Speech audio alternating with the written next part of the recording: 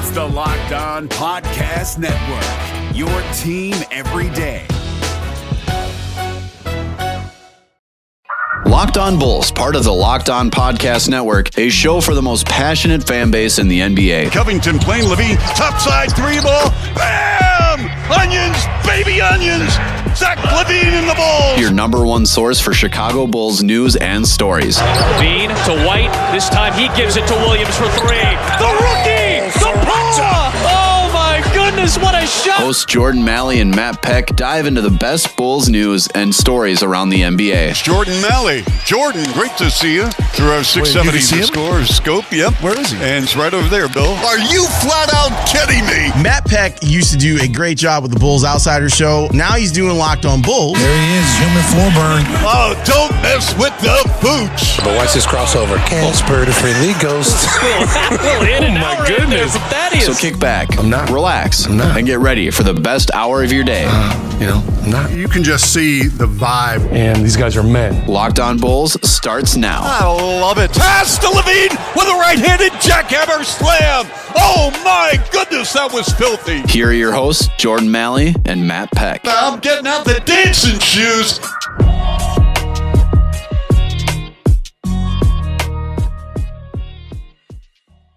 Podcast Network, your team every day. I'm Jordan Maly. Along with me is Matt Peck. Follow us on Twitter at Jordan C. Maly, at Bulls_Peck, and at Locked On Bulls. Hit us up on our text and voicemail line, 331-979-1369.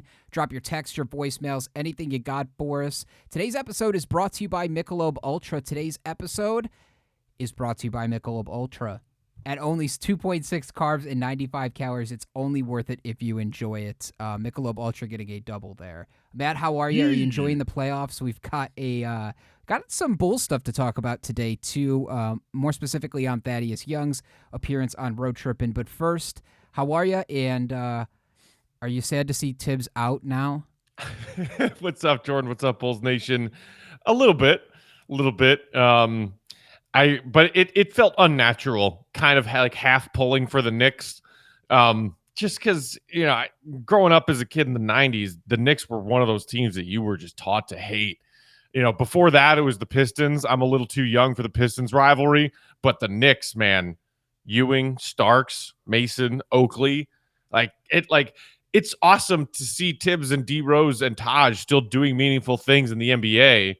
And it's unfortunate that the Knicks' first playoff relevance in a long time was short-lived.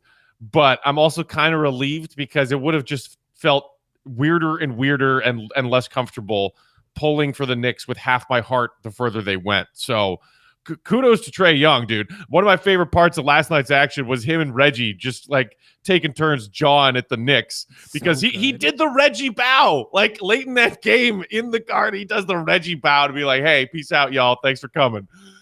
God, if that isn't the biggest FU, all right, see, you guys want to spit at me? I got the last laugh, and guess what? I'm gonna be slightly disrespectful by taking a absolutely monstrous 3 when the game was over. To me, that I don't even what would happen if during the Heat run where it was Bulls and Heat constantly, that was our rival about 10 years ago. What if LeBron just stepped up at the Bulls logo after a series was over and just launched a 3 and drained it? Joakim Noah, is he throwing hands? Oh, yeah. Oh, that would have ticked Joe off to it. I mean, Joe and LeBron hated each other. It stems back from when pushing LeBron down. Yes, absolutely. But I mean, isn't that great? The rivalry thing. This Hawks Knicks kind of popped up out of nowhere, and Knicks fans all just deciding that Trae Young is the enemy. And obviously, we already talked last week about the vilest part of that, which is a fan spitting on Trae Young. Nobody should be doing that kind of Bush League shit. That's so disrespectful. But just experiencing NBA rivalries, because I feel like we haven't really had any really good ones in recent seasons. And certainly the Bulls don't really have any right now.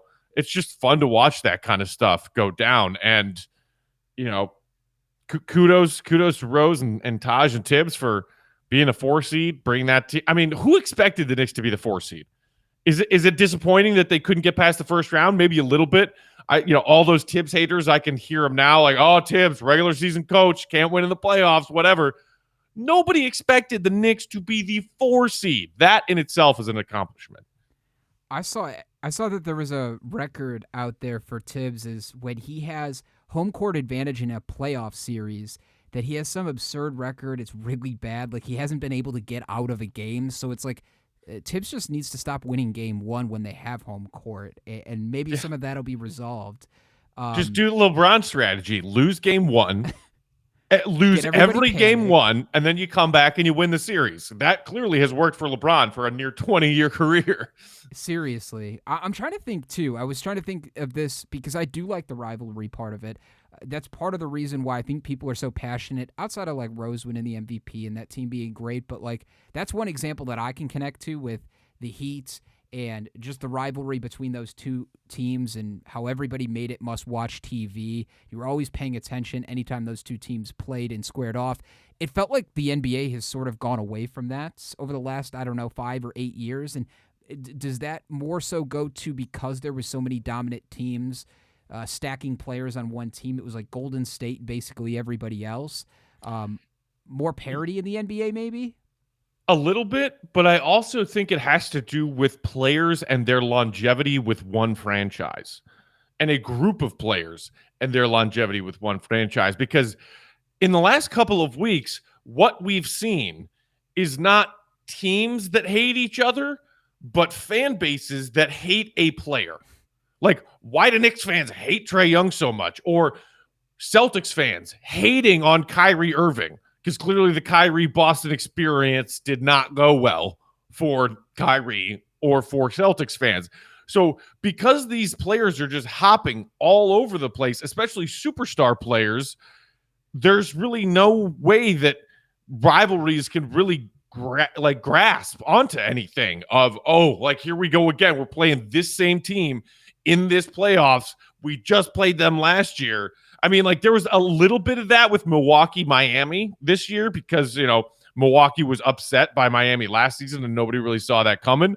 So that's like a new budding rivalry, I guess you could say. But it's not the Bulls being like, are you freaking kidding me? We got to play against Isaiah and the Pistons for the 4th straight year in a row.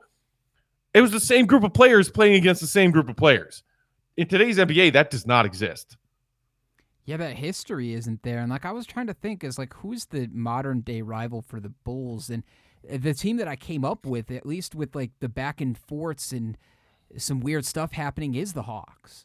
Remember Chris Dunn getting tossed out of the game after him and Trae Young going back and forth, the 6 overtime game 2 in what was that, year 1 or year 2 of the rebuild? All of that. And now he's on the Hawks. God, I love that so much. It's crazy, but just racking up DNPs. Way to go, Chris Dunn. It's the only team I can think of that would be a semi-rival, but they don't even think of us at that point as that because we didn't make the playoffs. Their rivalry seems to be stirring up pretty good with the Knicks. The team that we've sort of beaten up on is the Hornets.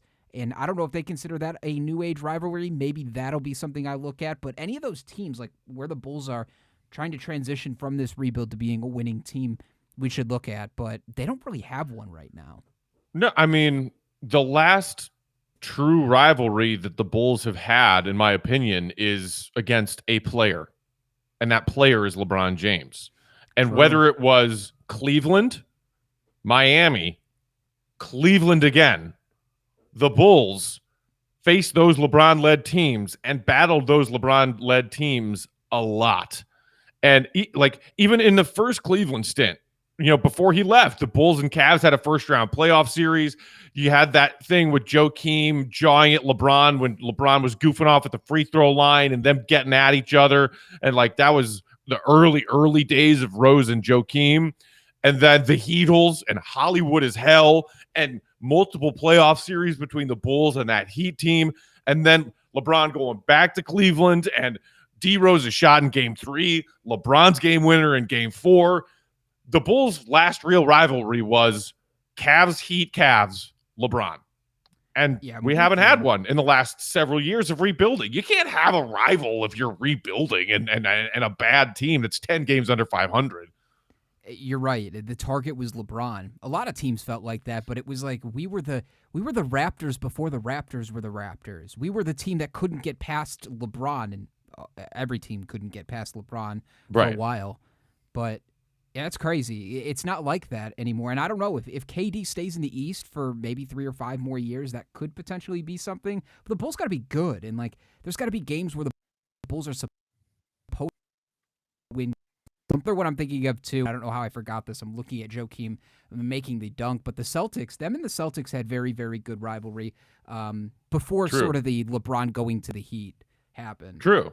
And that Celtics team with all that star power on it, they and the Bulls, in addition to that 2009 playoff series, had, even in the regular season, some heavy hitting, contests, some knockout kind of bouts, and that's 2 iconic franchises going at it too. I mean, it goes back to like rekindling a rivalry of MJ versus Bird and that kind of stuff. So, the bare bones are, if your team ain't worth watching, I don't think they get a rivalry, because nobody's really that jazzed up about, I really want to beat that team, whether it's the players or the fan base. The fan base feels like up until a year ago, this team's greatest rival was its own management. Like that, there is no team among the other 29 NBA teams that this fan base hated more than its own managerial staff. And that should tell you something. 100%. This was probably suited for a different episode at some point, but Trae Young is getting the Steph Curry effect completely right now. Everybody loves him, except for people in New York, of course, but everybody loves him. It's going to turn, and it's going to turn quick, depending on how successful they are in the second round and beyond. But if it doesn't turn this year, it's going to start turning next year, where people are just going to be after him now, because he's showing he was one of the best players in that draft, and potentially one of the best young players up and coming in this East for a long time. So I feel that, though, like the Steph Curry love and effect is happening with him. Still, give me Luka 10 times out of 10. Like, he just picked apart Rondo last Trae's night. a great player, but my God, dude, Luka last night, 30 scored or assisted on 31 of their 37 field goals. That is just dumb. Like, it's ridiculous. Can somebody please help Luka, for the love of God? All right, Jordan, we've got some Bulls topics to get to. We wanted to talk a little bit more about that Thad Young interview we touched on yesterday. First, though, wanted to let everybody know today's episode is brought to you by RockAuto.com. Chain stores have different price tiers for professional mechanics and do-it-yourselfers. RockAuto.com's prices are the same for everyone and always reliably low. RockAuto.com always offers the lowest prices possible rather than changing prices based on what the market will bear, like airlines do. RockAuto.com is for everyone and does not require membership or account login. RockAuto's got everything from engine control modules and brake parts to tail lamps, motor oil, even new carpet. Whether it's for your classic car or your daily driver, get everything you need in just a few easy clicks delivered directly to your door. Go to rockauto.com right now to see all the parts available for your car or truck. Be sure to write "Locked On" in their "How did you hear about us" box so they know we sent you. Amazing selection, reliably low prices, all the parts your car will ever need. rockauto.com. All right, so we touched on this a little bit on yesterday's episode, but want to hear a little bit more from Thaddeus Young. He was on the Road Trippin' podcast. Channing Frye and Richard Jefferson are the 2 former players on it, and it's on LeBron's network, uninterrupted. Fantastic stuff from Thad Young, but I feel like we should start with the light stuff. He was asked about what it felt like to be right in contention for a potential play-in spot, and then things kind of unraveling. So let's take a listen. Thad, what's going on in your world right now? You guys were 2 games out of the play-in game. Okay. It's a big deal now. No, at one point in time they were out. Did you guys get as high as 6th with maybe like 25 games ago? Yeah, I think we were like 6 or whatever. But I mean, we all still had terrible records at that time. But you were down the stretch where you were still playing for and hoping for that opportunity, right? Yeah, I mean, down the stretch, but when you take everything out of your hands when you don't win games. I think that was the toughest part. Like, we had the pieces and we had the team that can actually go out there and win. It's just a matter of just us gelling together. But no excuses. We didn't do what we were supposed to do. So it is what it is. We're sitting at home. This ain't that type of podcast. We don't care about the political. Here's an honest question. How are you? This is a compliment also. We'll get to his question in a second because, man, like, I'm only halfway through it listening to this, and it's fantastic. Something we're not even going to touch on, the Nate McMillan story they tell in the middle of there gave me very, very bad flashbacks of Jim Boylan. There's a reason if you continue to listen throughout the podcast. But I thought that was pretty funny, man. That's the reaction you had pretty much throughout the last 3 or 4 weeks of this season. It's like, yeah, who cares? Who cares about it? And I get vet players want to take their vacation. You're not going anywhere throughout the play-in, but I would have liked to see it. It's funny, though, to hear them that they don't really give a shit about it.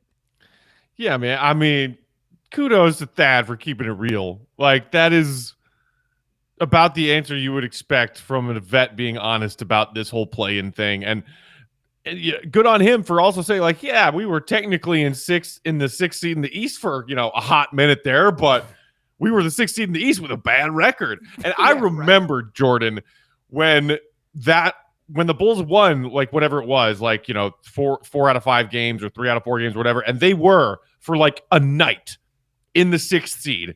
And we had all these people texting our inbox, leaving voicemails. So I'm like, oh, here come the Bulls. Like, Peck, you're such a doubter. And I sat there and said, y'all, this team is not keeping the 6th seed in the East. Not going to happen. And we traded for an all-star, and we still fell all the way to 11th. I mean, come on. Like, if anybody realistically thought that team was good enough to keep the 6th seed in the East, they're fooling themselves. Dad, no fool. Been in the league 14 seasons. He knows good teams and bad teams and how to tell them apart. And he knew that Bulls team did not have enough. Even what he says is his greatest teammate of all time missing 4 weeks. Like, he even put it on themselves. He's like, there's no excuses, though, which I don't mind at all. I'm glad that they still have that mentality. As a fan, though, it does kind of suck to watch the way that they got beat up at the end and just had some unfortunate luck. But you're right. It is nice for once to just kind of hear them laugh and keep it real about what they would have done even if they made the play-in or if they were one of these first-round teams anyway. I mean, I don't know if I would want to see the Bulls get slaughtered and the little confidence they built up this season just being absolutely destroyed by like a Bucks team or something like that. Right. So. And, like, if the Bulls had managed to fight their way in and stay there for the play-in, depending on who they faced, who knows?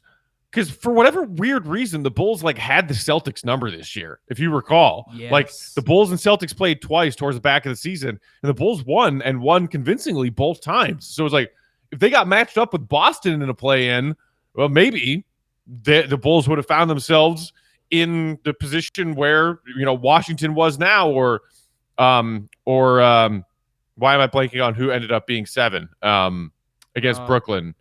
So Boston was 7, Washington was 8, right? So correct. Are the Bulls beating Philly or even making it a series? Are the Bulls beating Brooklyn or even making it a series? No. So for Thad's sake, I'm happy that he got his vacation a little earlier. Yeah, that's for sure.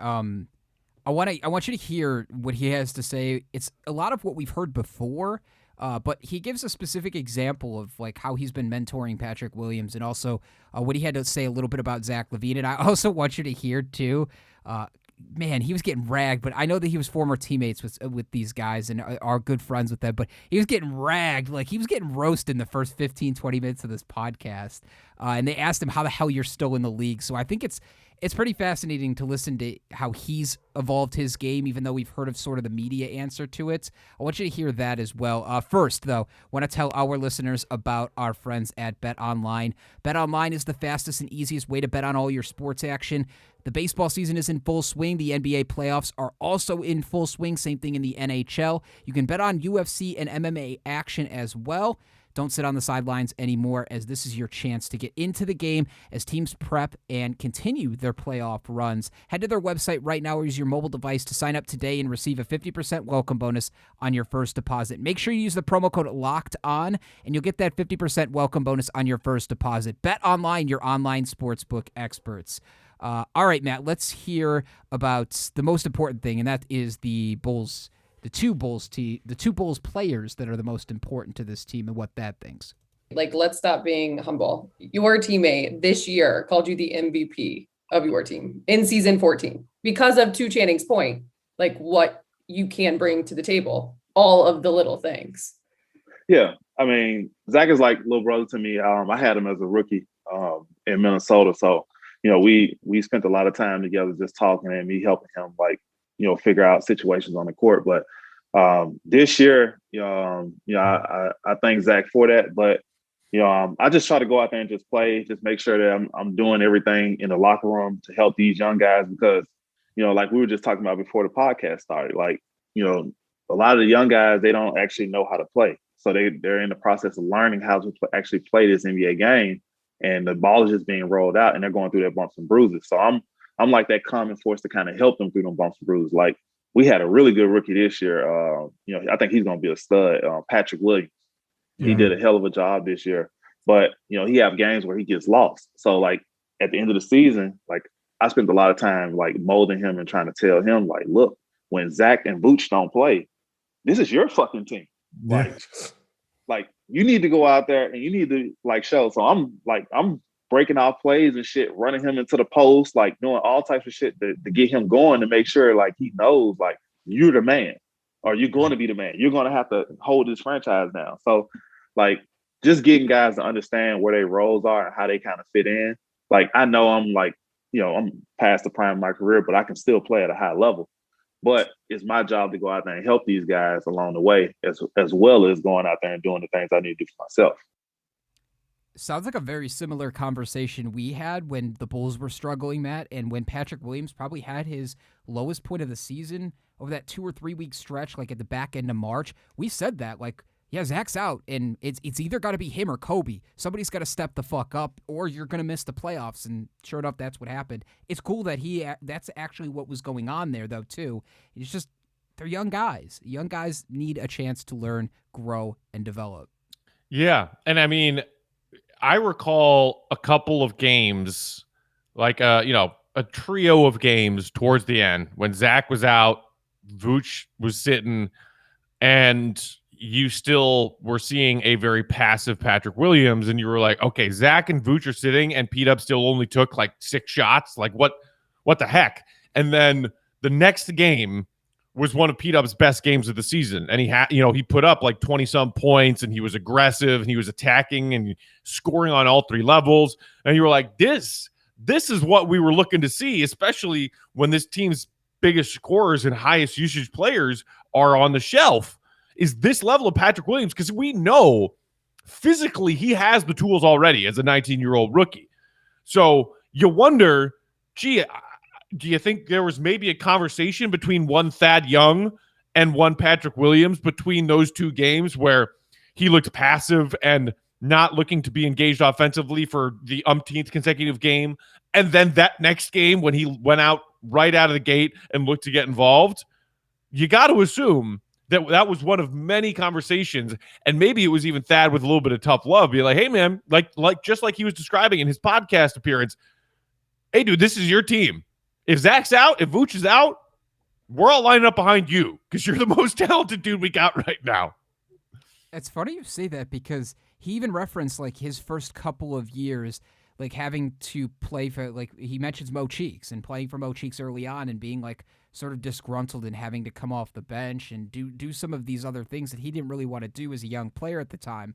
I think that's, first of all, I didn't know that he played for Mo Cheeks at one point in his career early on. Dude, that's 85. He's played for every single coach and every single assistant coach in the league at this point. But now you see like all of these little connections that are being formed, that have been formed previously, are coming here, and that's what you need to actually, like, as much as we talked about the core in the first 3 years, like that's what you really need to lay the foundation for an actual core. You're right though about Patrick Williams, man. And I wonder if it was even a case of like, he was so timid about wanting to just fit in and play his role to a T. He didn't realize that when Vooch and Zach went out that, it's like, oh, fuck, wait, that is my role. My role is to go out there and score and shoot 20 times a game until those guys come back. Right. I would say the same thing about Kobe, though, too, man. Like, that was something that I think Mo Cheeks gave him tough love. So I think, to your point, like, both of them mentoring different players, but bringing across the same message to two young players.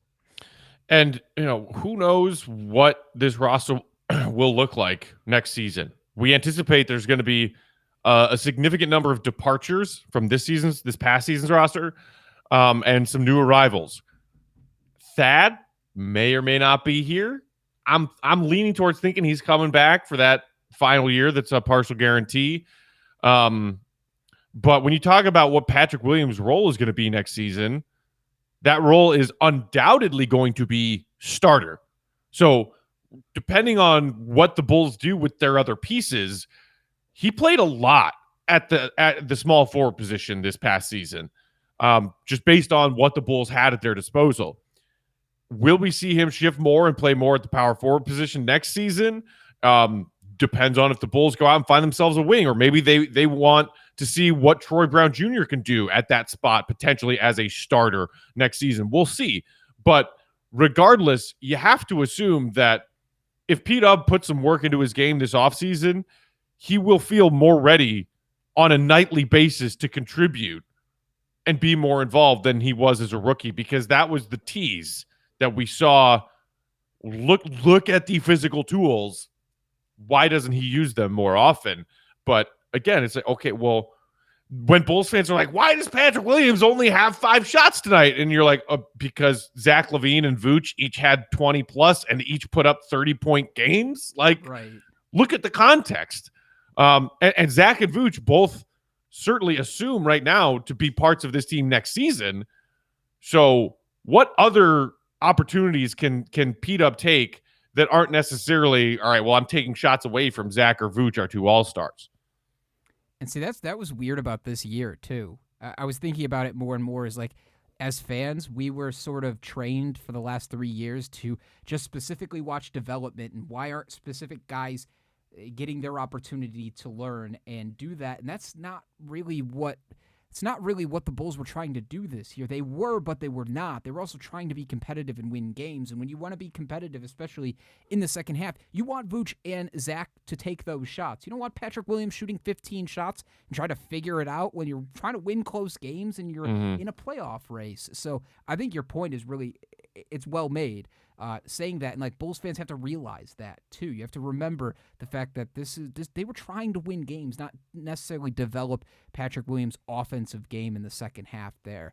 I think it's all good stuff though, man. I'm with you. I think more and more I'm being convinced that Thaddeus Young is going to stay, and I think it only benefits the Bulls. I don't think there's anybody else out there unless you go get a superstar to replace what Thaddeus Young can do for this team specifically.